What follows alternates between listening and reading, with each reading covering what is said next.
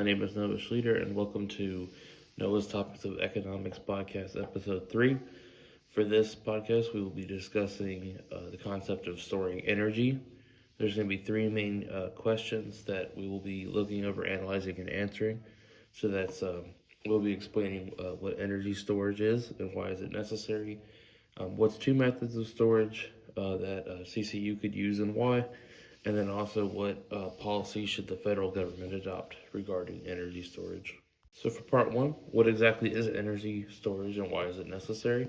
So energy storage basically just refers to technologies or systems that capture energy at one time and release it at a later time. This storage can take many forms: chemical, such as batteries; mechanical, like pumped hydro, flywheels; thermal, which is heated water or molten salts; or electrical, capacitors. Why it is necessary, in my opinion, is it balances supply and demand. So electricity must be supplied the moment it is used. Storage allows excess generation. So, for example, solar noon to be shifted to periods of high demand. A second point supports renewable energy integration. Solar and wind are intermittent.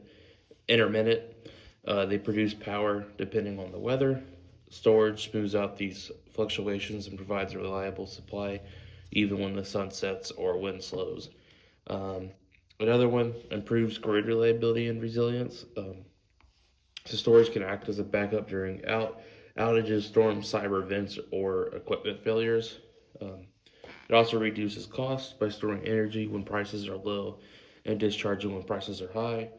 And it also enables decarbonization. So storage allows a higher share of renewable energy. So for part two, answering and analyzing the question to what two methods of storage should Coastal Carolina University use and why. Um, so obviously a university campus, especially one located near the coast like CCU with higher solar potential, benefits from technologies that are reliable and cost effective. So two good ideas I had after doing some research is lithium ion battery energy storage system. So BESS is something that we could do at CCU. Why this is a good fit was because it pairs extremely well with the university's existing or planned solar PV arrays.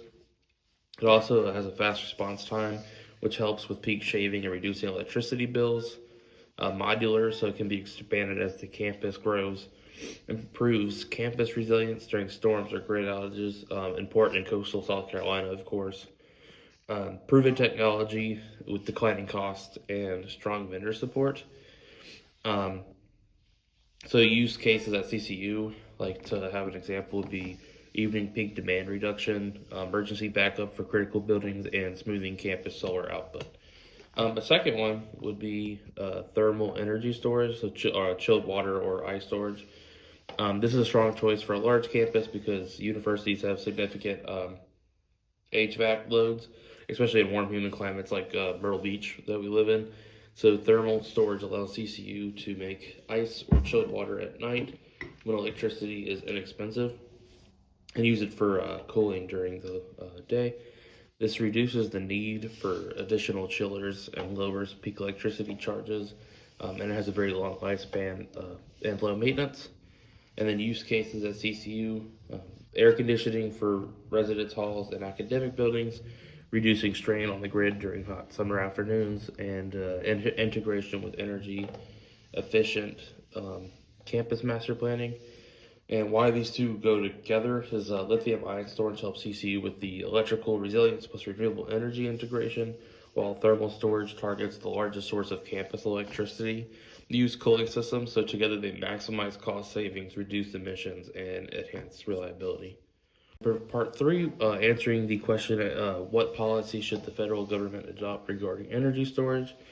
So some policy recommendations that align with the modern energy policy frameworks. One would be financial. They could implement financial incentives, so extend and enhance tax credits. So expand the investment tax credit (ITC). So energy storage, standalone or paired with solar, receives consistent long-term incentives. Federal grants for universities and public institutions could be applied more, so encourage adoption of campus scale storage for resilience and decarbonization. National standards and grid modernization, so create national interconnection standards, so standardizing interconnection rules reduces delays and costs for storing storage. Invest in a modernized U.S. grid, so federal support for transmission upgrades, smart meters, and load management technologies is essential for widespread storage adoption.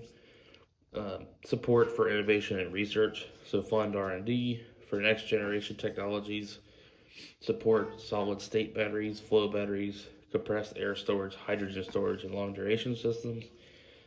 Demonstration projects, so like partners with universities, including CCU, for example, military bases, and so on, and national resilience and climate goals. So tie storage incentives to federal decarbonization targets.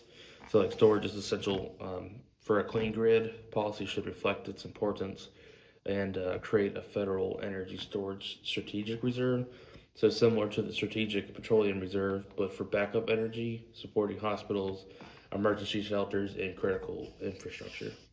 So with those three parts being discussed and analyzed now, we can do a quick conclusion to see what we learned and what we analyzed. So we went over what is energy storage and why do we need it. As we said, energy storage equals systems that capture energy now and release it later. It helps, there's many benefits. It helps balance supply and demand, smooths out intermittent renewable energy production, improves grid reliability, and also can be critical for decarbonization and so on. We looked at the question and analyzed and tried to answer what storage methods should Coastal Carolina University use. So we said lithium ion battery storage, which pairs perfectly with campus solar installations. And then also we said thermal energy storage, like chilled water or ice. So ideal for a large campus in a hot, humid climate like ours. And then together they lower bills, improve resilience, and support sustainability goals. And then the third question that we looked at, analyzed, and hopefully tried to answer, what should the federal government do about energy storage? So we said strengthen incentives, so like stuff like extending tax credits for all forms of energy storage, modernize the grid, so national interconnection standards to speed up storage projects, support innovation, so increase R&D, funding for long duration and next generation storage, and reform energy markets, so allow storage to participate fully in electricity markets, and also tie storage incentives to federal decarbonization targets. So storage is essential for a clean grid, so policy should reflect its importance, as we said. So with all that being said, thank you for listening to a third episode of Nova's Topics of Economics. This episode we were talking about energy storage, so hope to catch you again soon.